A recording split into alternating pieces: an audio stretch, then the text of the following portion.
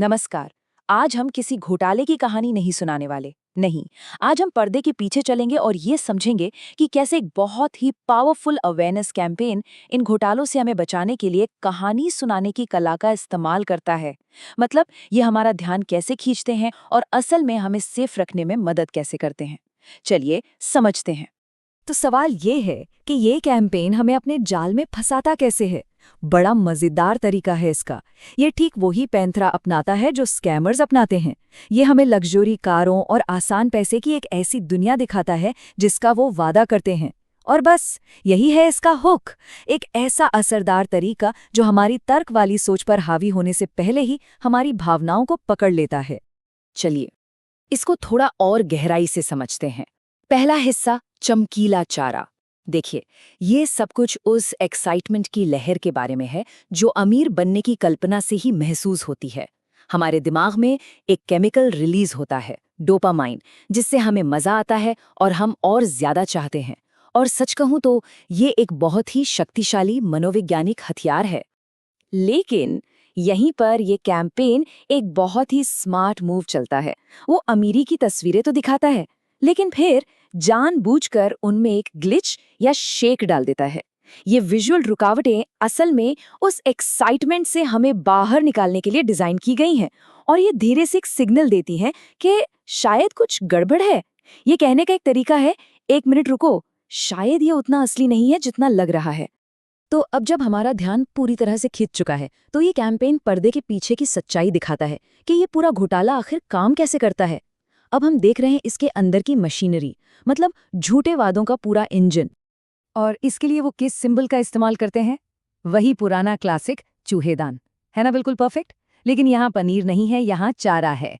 पैसे का वादा, सोने के सिक्के, नोटों की गड्डियाँ, क्रेडिट कार्ड्स। ये एक यूनिवर्सल सिंबल है, ये दिखाने के लिए कि कैसे कोई बहुत आकर्षक चीज अपने पीछे एक बहुत बड़े खतरे को छिपा सकती है। और लोगों को ये यकीन दिलाने के लिए कि सब कुछ असली है, ये धोखेबाज नकली ट्रेनिंग ऐप्स का इस्तेमाल करते हैं। स्क्रीन पर ये प्रोफेशनल दिखने वाले बार चार्ट्स दिखाते हैं जिनमें ऐसी ग्रोथ दिखती है जो सच हो ही नहीं सकती।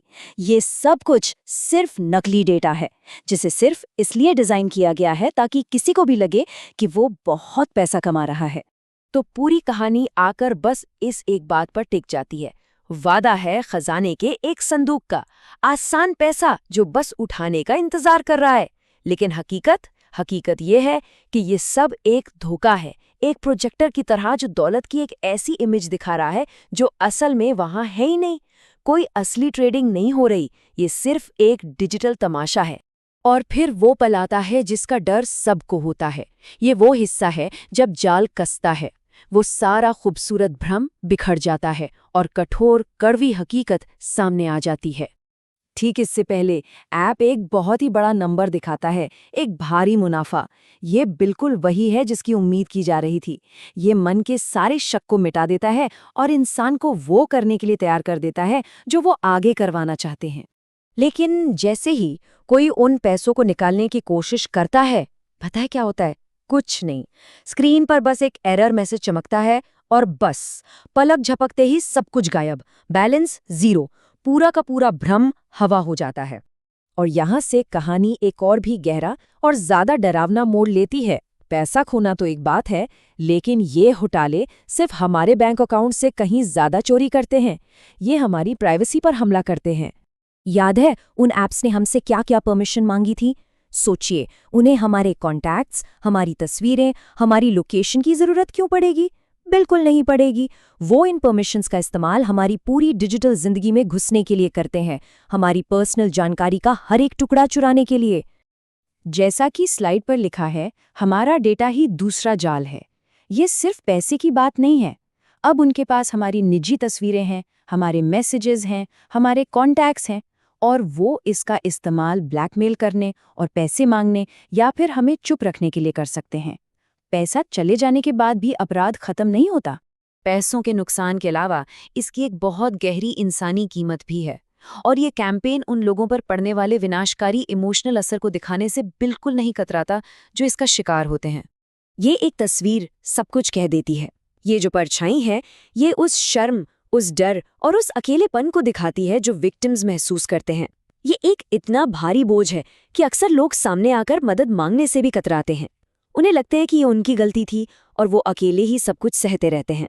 लेकिन ये कैंपेन हमें नाउम्मीद नहीं छोड़ता।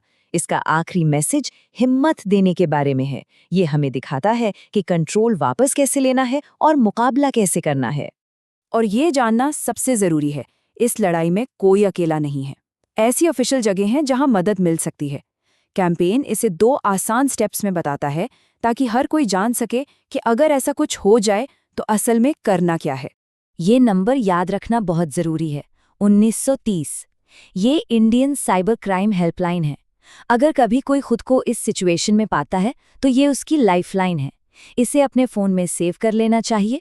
इसे उन लोगों के साथ शेयर करना चाहिए जिनकी हम परवाह करते हैं। ये एक बहुत ही क्रिटिकल जानकारी है। तो अंत में ये पूरा विश्लेषण सिर्फ एक ऐड को समझने से कहीं ज्यादा है। ये दिखाता है कि कहानी कहने की कला को अच्छाई के लिए एक ताकत के तौर पर कैसे इस्तेमाल किया जा सकता है। ये हमें सिखाता है, हमें चेतावनी देता है और हमें एक्शन लेने के लिए हथियार भी देता है। ये सिर्फ एक कहानी नहीं है, ये एक ढाल है।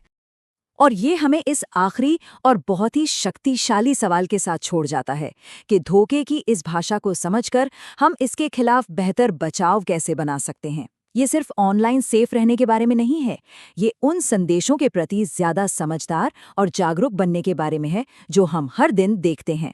हमारे साथ जुड़ने के लिए शुक्रिया।